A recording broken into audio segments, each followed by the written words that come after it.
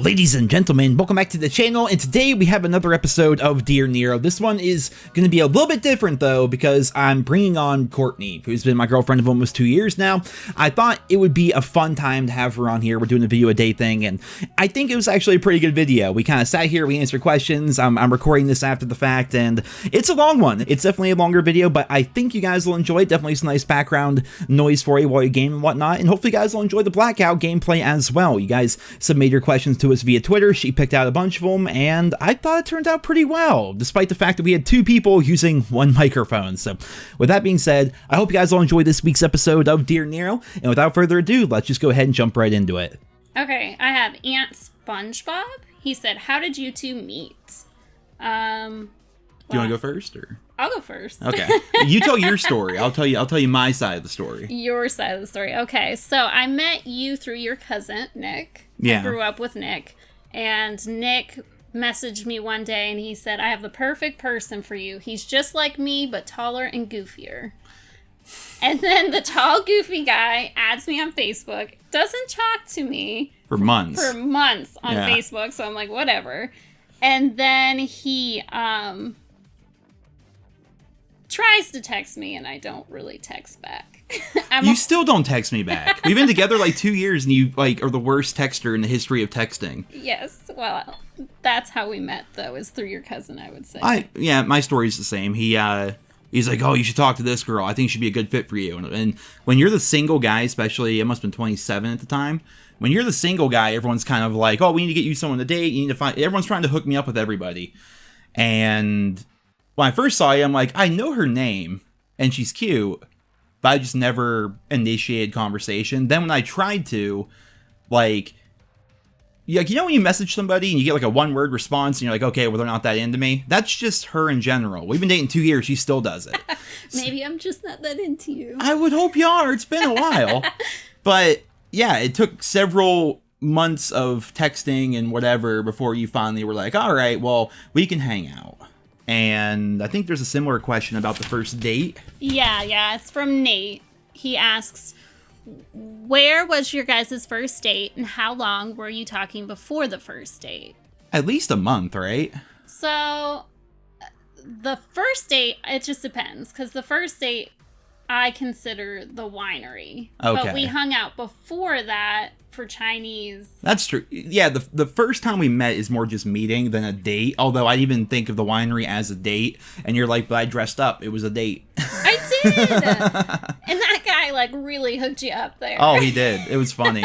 So, real quick. So, the first time we hung out, she agreed to go get Chinese. We got Chinese. And we were going to watch Harry Potter, but we ended up just bullshitting the entire time and barely watched the movie. I still have never seen it, and it's one of your favorite series. Then the first like real date, the next time we hung out, we went to a winery that was like half an hour away or something. And the bartender there, I swear, because Courtney doesn't really drink much, very lightweight. Yeah. And so the bartender was just like, oh, would you like to try this? And he would keep giving her shots of wine to the point where you were pretty tuned in, like, right away. I was very tuned in. I'm sipping my, like, 1 glass of cherry table wine, because when I drink wine, it has to be, like, fruit punch with alcohol in it. Like, I don't like dries or whatever. But he had you try, like, every single drink in the bar. Yeah, I had, like, the whole bar was covered in little shot glasses. Yeah. And then I had, like, a couple regular glasses, too, on top of that. But and I was driving, so I'm like, I'm just having, like, 1 or 2 glasses, and I'm done. But you were sloshed our first date, which we've been the opposite ever since, pretty much. Yeah, pretty much. But yeah, how long after we started talking? I would say about a month or so. When we actually started talking, and not this little, like, I'll text you 1 or 2 words kind of thing. So my funniest text to you back when we were still in the talking phase was, remember, I was working out at the Y back when I worked out, and I like made it sound like really serious. I'm like, you know what? I've been thinking about this for a long time. I have something very important to ask you. And then she's like, what is it? You know, and I'm like, I promise you won't be upset. You know, it's going to take a lot of courage to say this. Like, I have to get this off my chest. I need to know. And she's like, what? I'm like, should I get pizza or burgers after I work out? And I was so mad at you. I was like, this is going to be an awkward conversation. I was prepared for something really weird and like off the wall, and then someone's going to use that someday, by the way. Someone listening to this is going to hear that story and they're going to use it. Oh, please don't. Okay. The next one comes from Doc Rigamortis. Yep, super follower. He's a super everything. He's like a super Twitch guy, super follower on Twitter. He's a member on YouTube. Like anywhere that he can follow me, he's there. And really cool guy. Okay, well, we'll look outside for the binoculars later. But it says, do you have any television shows y'all watch together? What are your favorites? And that goes along with quite a few other people. Jacob Swindle, Xenon Slayer, and Cole all kind of ask about what kind of TV shows that we like to watch. Cole asked about the Food Network even, which is a lot. Yeah. So I would say the first... What was the first big... Was Hill House the first show? No, it was Bly Manor. Bly Manor, yep. The Haunting of Bly Manor was the first series we got, like, really into. Mm-hmm. And it was fun because we watched every episode, like, you know, every night we'd watch a new episode or 2 episodes. And then the next day when you'd stop by for your lunch break, we would sit there and discuss the episode further. Like, do you think what's going to happen? Yeah. And it's fun to watch a show like that has, like, so much intrigue and, like, background meaning. I like the suspense. Yes. You have to kind of try and figure it out as we go. And when you wait between episodes and you have someone who's just as into it as you are, you can like dissect every little bit and talk about like, oh, did you notice how the picture on the on the wall was actually the old sisters? And no spoilers. It ain't too spoilery, but so we did Hill House, we did Bly Manor. I was on nostalgia kick. I had you watch every episode of Are You Afraid of the Dark with me. That was pretty good, even though I fell asleep on a couple of them. I actually liked the revamped version. The revamp was actually really good. And there's a second season to that, isn't there? Is it on Amazon? Yeah, we haven't watched that yet. Yeah, we should watch that. And then Food Truck. Oh, I love the Great American Food Truck. Anything food, I like completely love. Which I never used to like watching food stuff, but now I do. Like Great American Food Truck is actually like a really good show, and there's 13 seasons, something absurd. I think we're on season 14 or 15. Yeah, it's a lot. Yeah. Then random shows like Chopped and whatever.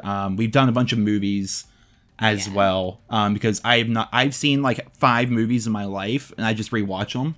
Yeah. Somebody asked if we had seen Elvis. Yeah, we just went and watched that like a week ago. I actually like really liked it. Yeah, I did. I mean, 2.5 hours was long, but it was good the whole way through. I kind of dived in later and nerded out. Well, I had no interest in going to Graceland, but now I do. Yeah. Like, I want to go. I Googled it, too. I was like, well, how much does it cost to go to Graceland? It can't be that bad, right? You'd be surprised.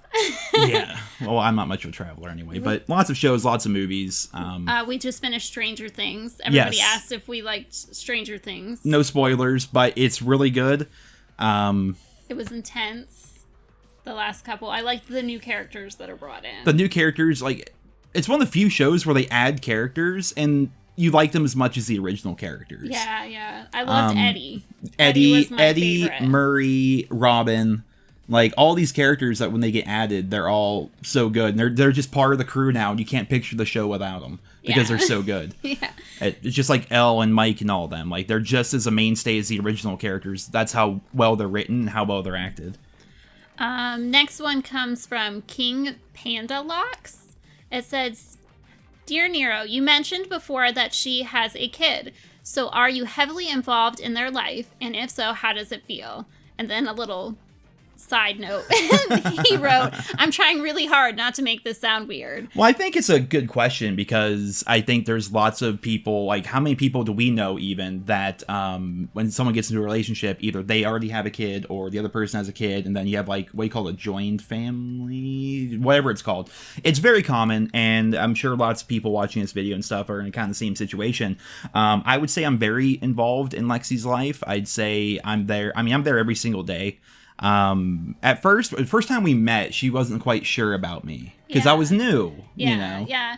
And to be fair, I think within the last year, you've started to feel more comfortable with the relationship. Like when we first started, you both were kind of nervous, I think. Her as in like, I don't know who this strange guy is. Do I like him? Do I not like him? Does he like My Little Pony? Like, oh, you made me watch My Little Pony for the record. And you liked it. No, I did not. Yes, you did. I sat there and was quiet and let you guys enjoy your movie. But I can't believe I'm saying on air I've watched My Little Pony. I'm sure there's plenty out there that not to follow me, they don't. But yeah, I think really the past year, you two have both like really connected, and her being like, oh, he likes Pokemon, I love YouTube, that kind of thing. YouTube has helped a lot, actually, because like I'm 30, but I'm basically stuck in like my head is like that of a kid pretty much, because what am I into? I'm into video games, I'm into TV shows and movies and Pokemon and Call of Duty and like all Fortnite and stuff like that, you know. And so it's very easy to like reach out and bridge that gap with a kid, because I'm into his like lots of the same stuff she's into. You know, she likes to go swimming, I love swimming. We go for walks together, we walk our dogs together, we do everything together. And I would say, yeah, at first it wasn't awkward because like, oh, I didn't like her or she didn't like me. It was just like when you're getting used to a new family dynamic, and like everyone's different. Like you go stay at a friend's house, right? They have different like rules at their house and ways that they do things compared to like what you do. And so kind of like blending our two lives together, it took a little bit of time to get used to, but now we're just so comfortable with everything. I think she's very happy. Not you, Lexi is very happy. Oh, I'm not you're happy. You're miserable, but yes. I think she's very happy. She loves my family. My family loves her. She's gonna be staying at my mom's camp with her. My mom's gonna kidnap my child. My mom, she made a funny. She was funny about it though. She's like, "Look, whatever happens to you two, this is my friend Lexi." Right? Well, she loves them. So if anything ever happens to us, Lexi and mom are still friends, and they're still going to see each other. Hang out. I feel they would have like a weekly play date. They and would. Everything. Yes. But I think things have gone really well, and I'm happy with our little family that we have here. No. Okay, so DJ Cook, he DJ wrote Cookie one. Tea. Sure. It's a long story. On Twitch, his name's DJ Cook YT for YouTube. Same way with me on TikTok. And Justin was reading the chat one day and he's like, DJ Cookie Tea. And so we call him that ever since. He wrote, Dear Nero, what YouTubers do you watch? And it was in parentheses towards me. But you can answer to after. Okay. YouTubers that I watch like are very kid centric, because my kid like runs the show TV wise. Typically with YouTube, if I YouTube, it's usually to like a workout, a recipe, a review on something. Yeah. But other YouTubers that we watch as like a family, we like the Ninja Kids. They're actually fun to watch. Yeah. They're of all the like the kid centric YouTube channels, Ninja Kids is actually pretty interesting. Like even for adults. Yeah. Because other ones are just sometimes horrible. They're just it's like, painful. Do we have to watch this? Like it's so mind numbingly bad. We watch Preston Plays. I've told you that Preston used to go by TBNR Frags, and he was a COD YouTuber like me back in Modern Warfare 3. Like at one point, our channels were kind of similar size, and that kind of hurts. Well, I'm sorry, but we watch him. We support He's great. him. I like him too. Yeah. They seem very. What's his wife, Brianna? Brianna plays. Yeah. They're good together. Yeah, they're very good YouTubers for kids, and then like Unspeakable and things like that. Yeah. Ones that we kind of watch. But you can answer that question too if you want to answer YouTubers. I don't watch as much YouTube as I used to. I really don't. I'll occasionally watch other COD YouTubers. When I do, it's either Sour, Prestige, Exclusive Ace, Blame Truth. He's taking a break right now. I really don't watch a lot of COD stuff though, because like if your like entire day and your life is like around like playing COD and making COD videos yourself, to then also go watch other people's stuff, it just like you need a break from only doing one thing, you know. So when I do watch YouTube, a lot of it's like Asmongold. I like background music kind of things I can just have on the background while I play games. I'm actually working on a video revolving around that for Blackout and Call of Duty, which I cannot wait to post. I'm having so much fun filming it.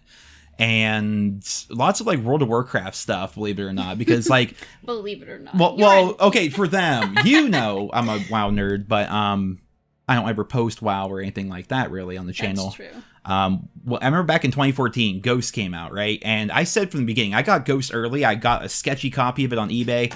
And, oh yeah, back then, we would pay like $300+ to buy like a stolen copy of the game from some sketchy dude on eBay. Other people would meet in alleys and stuff like that. It was bad. And then, so I got the game about a week early, and I was playing it early. I'm like, dude, this game is, what did they do? They got rid of the UAV. The MSBS at the time was so broken. The kill streaks were different. Prestige was different. Everything was so different, and I did not like it. Ghost was not my game. And it was around that time I started playing Hearthstone, and then Hearthstone got me into WoW. It's kind of like a gateway drug. And so WoW has always been kind of like my side game. I'll call it like a mental health game, that I can just play that and enjoy it and relax, not focus on making videos or streaming it or whatever. I just have fun with it. And so I watch WoW videos, keep up with WoW news, even though I don't play as much as I used to. But aside from that, yeah, I really don't watch a ton of YouTube anymore. No. Lots of Twitch, though. I like Twitch more often, because when I watch, it's more having something in the background. You are addicted to TikTok, don't lie. TikTok's pretty fun, too. Well, TikTok is like, okay, you're in the car and you're bored, you're waiting somewhere, you're on the toilet, you're anything. TikTok is perfect. Little snippet. Yeah. All right. Question from Blazing Blue Boy. It Blue says, Box. Oh, Box. Yep. I apologize. It says, Dear Nero, do you own a pet, or have you ever owned a pet? If so, what was your fondest memory with it? Well, I have pets. We have You're two. holding one right now. Yes, I have Miss Lady May. She's a Beagle Dachshund mix. We just got her about a month ago, me and my daughter. I'm going to put a picture of her and Jax wrestling in the video. You should. They're adorable together. She is probably 7 pounds soaking wet, and Jax is probably about 80, 90 pounds. Maybe more. He's a big boy. And they roll around and they play, and they get along well together. Me and my daughter also have a guinea pig. His name is Gizmo, or Gizzy, affectionately. Him and Miss Lady like to play. She runs up to his pen, and he runs out of his box, and he squeaks at her, and they run, and... Well, they have the similar fur colors. Maybe he thinks it's a big guinea pig. And I don't know. I was terrified at first because I was like, oh no, she is going to eat him, because I couldn't find her. And I like race around the house trying to find her. And there she is, just staring into the pen. And I'm like, do I let this go? But at that point, she was like 4 pounds. So I'm like, I think we can see how this goes. And then for some reason, Gizzy was just like, let's play. And he squeaks and he's bouncing around and she's bouncing and barking. She makes friends everywhere she goes. She is very personable, yes. And you've also grew up with pets. You had countless dogs. Oh yeah, we've always had dogs, and, cats. My parents used to breed beagles and basset hounds, so I've always been around animals. Same. We didn't breed them, but I grew up. At one point, we had like 6 cats, and they're all well taken. You'd think my house would be like disgusting. It was like they were well taken care of. Well, your mom now still has 6 cats. 5 now. 5. One died, yeah. Yeah. But growing up, my first ever dog was a big Great Pyrenees named Buford. Most lovable dog in the world. Like, you could like lay on him like a pillow and he didn't care. We had a Rottweiler named Ben. He was an asshole. Then we had, I guess, well, my parents had dogs and stuff like that afterwards after I moved out. But me, I got Jax. He's a Black Lab Australian Shepherd. He's a big dog. And then I have 2 cats, Barney and Clyde. The joke is it's supposed to be Bonnie and Clyde, but they're both boys. So I have those. I've had them 5-6 years. It's been a while. Yeah, they've been around. They were here before I was. Yeah. And Jax was here, right? I got Jax right before I met you. Right before me, yeah. And yeah, so both of us, big pet people. How they're all going to fit under one roof, I guess we'll see. They're all going to be on one bed. You know that. And we're not going to have any pillows. And it's just going to be a thing. Jax already takes up half my bed. I don't know how, like, Lady and you and me and the other animals are all going to fit there. Because Clyde likes to sleep on one side. And then Jax is on the other. I'm squeezed in the middle. It's a king-size bed. I don't even fit in there. Clyde is gonna not like me at all. He barely tolerates me. He's hiding underneath the bed right now because he knows you're in the house. Yeah, I know. He's like, oh my god, it's that woman again. Clyde is a big scaredy cat. His brother Barney is the brave cat that goes around. Barney was just literally in here while we were recording. We had to put him outside the room, though, because Lady wanted to chase him, and it was causing a bunch of noise. But Clyde loves me. Great cat. Adorable cat. I'll have to get pictures of him for the video. He's a big old floofer, yeah. But he was never, I got him when they were kittens, so he was never abused or anything that I know of. They were found outside by the person I got them from, but he is a scaredy cat when it comes to anyone besides me being in the house. He'll just hide underneath the bed. When I first got Jax, he and Barney lived in the basement for like a month because they were both like, what is this monstrosity? And now they realize Jax is the nicest dog.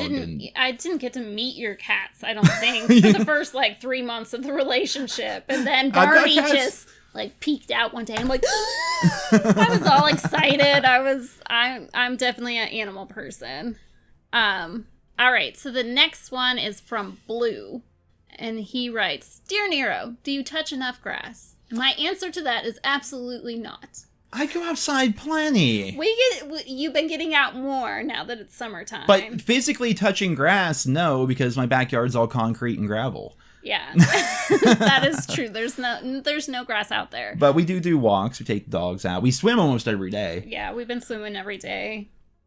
Which is actually good. Like, what's that old saying? Like, you know, we're basically just houseplants with complex emotions. You need sunshine, you need fresh air, you need water. Just do those 3 things. It's not a cure-all, but it's definitely going to help a lot of your mental health issues and things like that. That's why I love summertime. I'm trying to really take advantage of it this year. Instead of, like, just being locked away in my office. I mean, I'm still doing videos. Yeah, I'm still doing everything, but trying to also get out and seize the day as much as I can. All right, so ones that kind of are similar are from Josh White and Abel. You guys ask kind of what we like to do together. What are our favorite ways to spend together? Well, we watch a lot of shows. We swim. We go for walks almost every day. We'll take the dogs for walks, or we'll just go for a walk. I don't know. We try out different restaurants and stuff like that together, which I like. Yeah, we're definitely the foodie kind of people. Yeah, it's like, let's try out this restaurant because we've never been there. And sometimes it's good, sometimes it's not. Yeah. We do go to the movies on occasion as well. If there's something in the theaters, like, I love movies. Yeah, I'm going so fun. So, like, you are to video games, I am to movies. Actually, yes. Like, I've played lots of games, and if I haven't played it, I know a lot about games. You're that way with movies. You're like, have you seen so-and-so? I'm like, no. Yeah. I always drive you crazy because I'm like, I can't believe you've never seen this movie. And it's like, I grew up watching Nickelodeon and playing video games. That's what I did. And I grew up not much video games because my brother would not share. That was his. What a bad guy. He would let you sit and watch. But you're not allowed to if he messed up on a level, did he blame you for making him make a mistake? Oh, yes, He's like, it's your fault I missed that jump. I did that to my brother all the time. And I was like, what? I'm not even close to you. If he so much as like walked behind me, I'm like, you messed me up. Yeah, he was kind of like you. When we were younger, he was like obsessed with video games. He'd get a video game and just lock himself in the bedroom. Where I was more like the books or the movies. I was obsessed. Like, I have a ton of movies, a ton of books. Still, you have a whole bookshelf there at the house, and that's funny. I have like boxes of boxes still at my mom's house. So be prepared. Yeah, I'm terrified. Meanwhile, I've read one book like my whole life, and it was for high school. Yeah, that scares me. You still haven't finished. I'm gonna finish The Shining. All right, do you want it done quick or you want it done right? Maybe a little bit of both, because at this point it's going on like a year. It's taken me 1 year to get through like 1/5 of the book so far. I'm getting there. It's gonna happen. All right, so we have one from Mark Owens, and he asks, "What's Nero's breakfast of choice?" So it has evolved since I've met Nero, or Joe. When I originally met you, it was like... Are you going to tell the joke that I told you? It was nothing but cigarettes and Monster. When we first met, mind you, this was years ago, she's like, I'm like, oh, yeah, I just feel terrible all the time, you know? And she's like, well, what do you normally eat for breakfast? I'm like, a can of Monster and maybe half a pack of cigarettes. And she's like, well, no shit. Right now, though, I'm on cereal. I went back to the peanut butter crunch. Yep, cereal, and you were doing yogurt and stuff there for a while.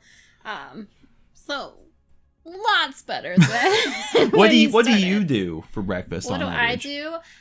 It depends on how late me and Lexi slept in that morning.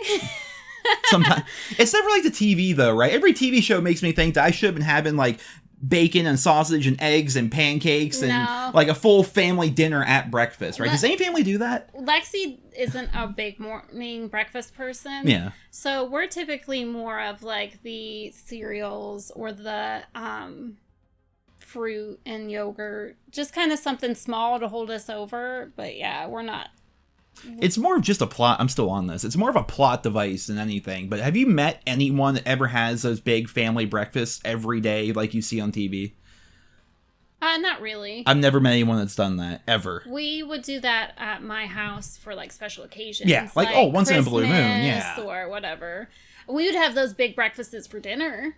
Oh, breakfast for dinner is like the best. It's one of the best dinners. It really is. And it's so easy. We still do that. I still do that with Lexi, but she's not big on, like, meat and things like that. Yeah, she likes chicken. Yeah, well, yeah, chicken and fish. Those are the only two things.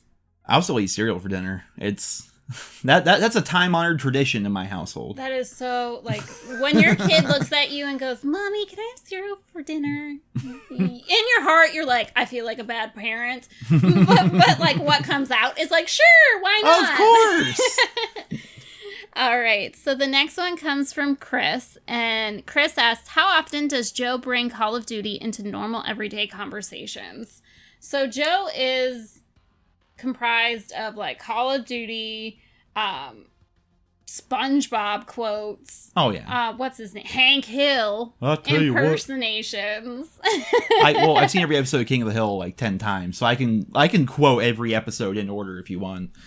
I don't. Maybe some WoW, maybe some Fallout in there. Occasionally, yeah. My brother jokes there's not an original idea in my head because all I do is everything I say is just a quote or a reference to something else.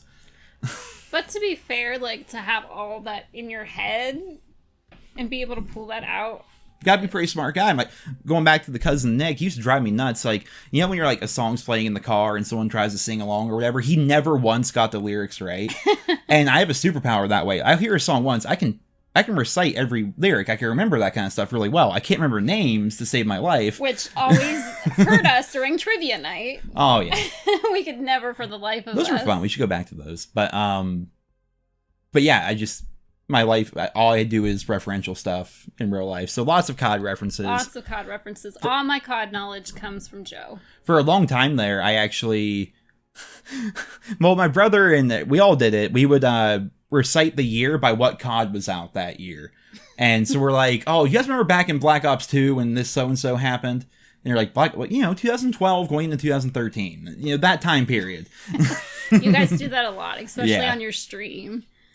Our next one comes from a total dork, and he asks, what's it like dating Joe when Justin is obviously cuter? And my response to that is Justin already has a woman that's way out of his league. True. Like, his wife is beautiful. To be fair, anyone's out of Justin's league. Well, that's true.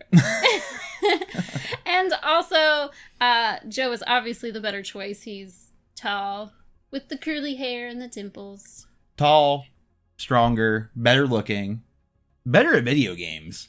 Like, hands down. Like, he'd still be showing up to my streams if he were any good at games, but he doesn't. He just stays at home, does nothing all day now. Apparently so. Yeah. Too cool. Too cool. All right. So now we're moving on to kind of more of the gamer questions. I won't maybe have as much to add to these, but we'll see. That's a long question. Yeah. Kelza wrote, Dear Nero, kids of the late 70s and 80s grew up playing video games. Peak happiness for me was the Amiga 500, which I looked it up. It's like this computer brand. It looks like the hat, and it looks like I was born in 91. I don't I don't know what this is. And it looked like they had some games already put on to the computer, I guess. It says lots of these players, including myself at 43, have rediscovered games as my kids get older. Do you see the industry changing and innovating as future generations of gamers age? I'm of two minds on that. So, to start, the industry is changing a lot based on retro games. You see things like the what was the name of that system? It was like an old school like NES system that had all those games pre-built into it. We're thinking about getting one. Oh, I don't remember what it's called. And they did one similar that wasn't as good apparently for Sega. And lots of those like old school like retro games, they are like repackaging and re-putting out into the market, which is kind of cool if you enjoyed that kind of thing back in the day.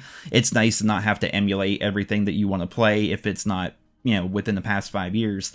And then games as a whole are going to keep on growing. I think nowadays games and YouTube especially are so ingrained in America and within our kids that it's just going to keep on going and going and going. Like, people don't want to be firemen and police officers anymore. Kids want to grow up to be YouTubers and Twitch streamers. Yeah. And games are making more money than ever. They're costing more money to make than ever. They're more predatory than ever with their microtransactions and monetization models. And the games industry is massive. It really is. And it's just going to keep on getting bigger. And of course, there's going to be some fun stuff where they're going to take stuff from the 70s and 80s and repackage it and re-put it out there. But I think my opinion is I see a lot more with the repackaging, kind of with the Switch and the Nintendo kind of, they're bringing back like Mario Karts and kind of like they're repackaging stuff that are older. Nostalgia sells. To bring it back. It really does. And I've always made the joke too that, you know, why bother trying to make anything new? Because most things that are new are not as good. And, you know, they can just, it's a license to print money to redo these things. If they were to remaster The Simpsons Hit and Run, if they were to release a remaster of Modern Warfare 2, the original Modern Warfare 2's multiplayer, if they were to go back and remaster like anything, it's usually a license to print money unless it's done horribly, like Rockstar recently did with the GTA trilogy. It was actually so bad that they canceled this like remake they were going to do of Red Dead Redemption so they could focus more on Grand Theft Auto 6. So that's an example of the opposite of what I'm saying, but in general, nostalgia sells, remakes and remasters are going to keep on coming, and the games industry as a whole is going to keep on growing, and hopefully it gets better than where we're at right now, because the last couple of years have been pretty sketchy. Elden Ring is an exception, but most games when they come out, they're usually very incomplete, they're usually not as good, lots of problems, and it's just because of the crunch and being beholden to shareholders and everything else. There's a lot to dig in there, but we should probably move on before this video becomes 2 hours long. So the next one comes from Z Destroyer. He asks, Dear Nero, I'm glad you set a goal, but do you see yourself getting burnt out, especially if you don't like modern warfare to 2022? There were several of you that have asked about. Do you think I'll get burnt out? I hope not. Yeah. To be fair, you are somebody, we always joke that you go gung-ho on something for about a month. And then it doesn't I'm a sprinter. fall through. I'm a sprinter. I'm not a marathon runner. But I see something that you do always stick to is your YouTube channel. And I think last year or so, like I said, you've kind of just been changing and growing, and that seems cheesy, I know, but I'm growing up. Aw, but no, I think you have more supports than you realize, and I think you're starting to realize what you need to do when you're getting burnout, like reach out to people and things instead of kind of go in that little dark hole. Avoiding the dark hole is a good thing. I think there's definitely going to be points of burnout for sure. It happens to everybody. One of the things I'm trying to do is on days where, you know, you're having a really good day, you got a little pep in your step, you got more energy like I did yesterday. I made a couple videos. I made my one that I uploaded, but then I uploaded another one that's gonna be going up tomorrow. And so to do a video every single day, I don't necessarily have to wake up and physically make a video every day. I can make 2 videos in one day and schedule upload one for the next day and take the next day off and just not even think about videos, just, you know, go for a swim, relax, watch a movie, do whatever, and kind of recharge the batteries. And so I think it's going to be a delicate balance of working as often as consistently as I can, but also not burning myself out and taking breaks when I need to, and just continuing to make sure I get one video out a day, no matter what it takes to do that. But I think it's going to work out well. So one's kind of similar to that, the Theoger.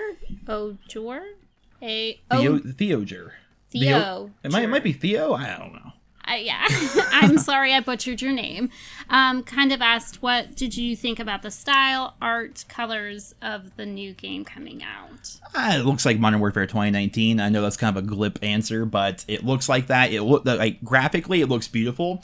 It's not gonna have that same fun art style that Treyarch is known for, which is a lot more colorful, a bit more cartoony. Infinity Ward and Modern Warfare games, they like to be a bit more drab, a bit more realistic. And the problem is, if you're looking at drab and gray and brown and dark greens and blacks for too long, it's depressing. Whereas you go play like Blackout, it's bright, it's colorful, there's blue water and bright yellow sun and green grass, and it's fun to look at. Whereas a game like Modern Warfare, I think they're going to need to make sure, they already have some maps. They have that one race car map that's going to be coming out. If every map is just a destroyed brown building in the middle of Russia or something, you're going to get visually fatigued staring at sadness all the time. So you need something to kind of like, pick you up a little bit. But it does look nice. It really does. Eddie asks, who would you cast in a Call of Duty movie? I don't know. I don't watch action movies. I'd watch a COD movie, but I don't watch action movies in general. I think they're really lame. What about I was trying to think. I don't know Call of Duty or the characters that well, but I know you guys were talking about the chick with the big booty. That's the quartermaster in Call of Duty World War II. Yeah. I figured that would be an easy one to come up with. Why would she be in the movie? Because she has a big booty. Like, why else would you put her in the movie? So it would have to be like Nicki Minaj. They should make a full-on parody where Nicki Minaj is like full makeup and all, but in World War II. Like, it's just her with like a World War II hat on. That could be. They should do a COD parody. That'd be great. There you go. That'd be so much better than them trying to take it seriously, because it's going to come off as corny if they take it seriously. Sylvester Stallone. They've been what was that, Expendables? They've been talking about doing a COD movie forever, like literally for like 10 years. So if it ever happens, I'll watch it. I'm not probably going to enjoy it, though. Not because I'm just a big COD hater, but I really don't like action movies. I think they're cheesy. I think they're lame. It's always over the top. That's what makes it so good, though. That's where we go off. Like, you definitely like different styles of movies and things than I do. I feel like the one type that we kind of both enjoy is probably like the thriller suspense type genre. After that, we kind of drag each other and force each other to experience other genres. I like good comedies and suspenseful thrillers and then horror, but if your horror is like Saw or Hostel, where it's just torture porn for 2 hours, that's not even horror. That's just gross. That's not fun. There's no story there, I don't typically like horror, but I will sit and I will watch a documentary about like serial killers every day of the week. Oh, there's so many TikToks about that. That's like every like stereotypical. Literally, person. that's the guy-girl dynamic like meme nowadays. How the guys watch horror movies, go, "Oh, this is so great." The girl's freaked out, and then the girl's watching a true crimes thing, like, "Oh, they chopped off his head, then took out his tongue, and did this and did that," and you're sitting there just gobbling up your popcorn. I'm over here like, "What the fuck are we watching?" And then I'm adding details that aren't on the thing, and you're like staring at me. Yeah, I'm like, all right, note to self, be nice to her. Yeah, always. So the last two are controversial questions. Oh no. One's from Crush. We're answering questions from Crush? Apparently so. Oh. He wrote, "What is it like knowing that your boyfriend Joe has objectively bad nostalgia glasses?" And my response to that is, yes, he has nostalgia glasses on. That's been your whole shtick from the beginning. Like, if I was to pretend like I was Nero, like, I would be like, "COD sucks today. Oh my god.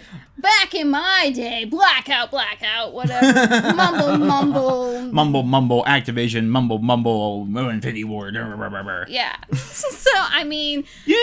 That's not my channel in a nutshell, though. Well... It kind of is. A little bit, but I'm just saying, like, why everybody has nostalgia glasses on about things, even Mr. Crush, which every time I hear Crush, by the way, I think Orange Nemo? Crush? No, Oh. Nemo. I think Orange Crush. Nemo, the turtle, his name is Crush. Like the stoner dude? Dude. Yeah, that guy. Yeah. That's fun. So, like, I feel like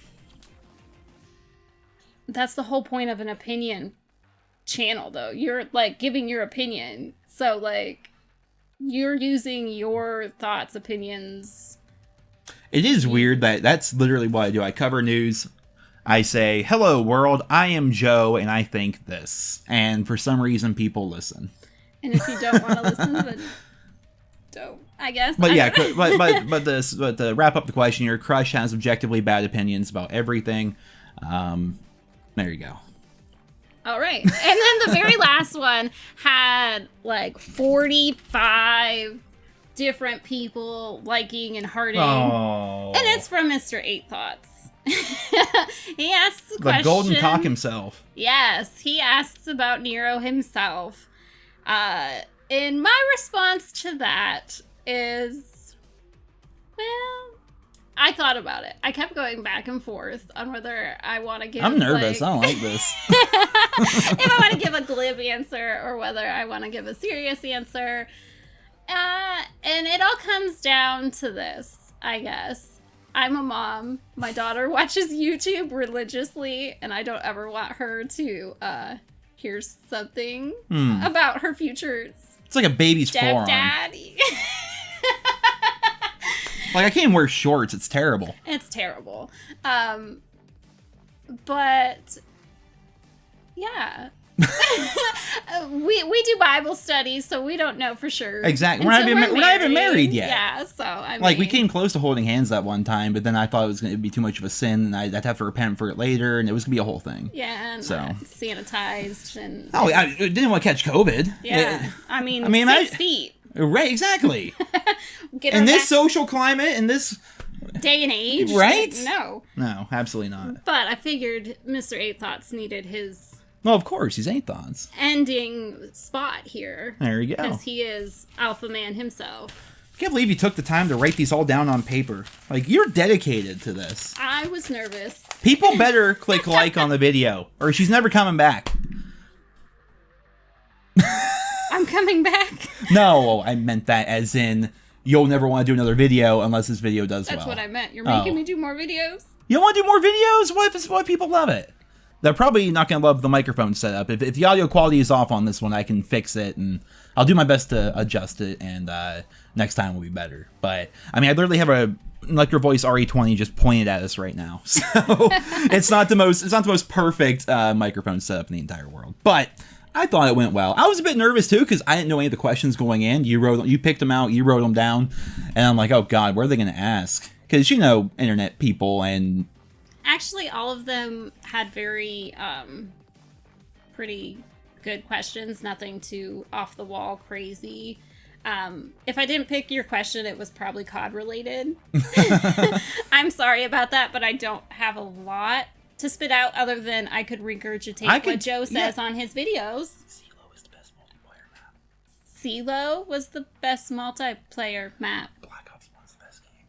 Black Ops was the best game. One. Yeah. Not to be confused with the other Black Ops. Blackout's better than Warzone. Blackout is better than Warzone. You're pretty good at this. I feel like I'm going to get all sorts of hate for this. No, these are objectively true opinions. Maybe. Which I suppose that would just make them fact. Yeah. Oh, okay. Yeah. Well, thank you for coming on. Well, thank you for having me. And I look forward to reading the comments on this video. Hope you guys all enjoyed it. Thank you so much for listening to the two of us for however long this video has been going on. And I hope you guys all have a wonderful day.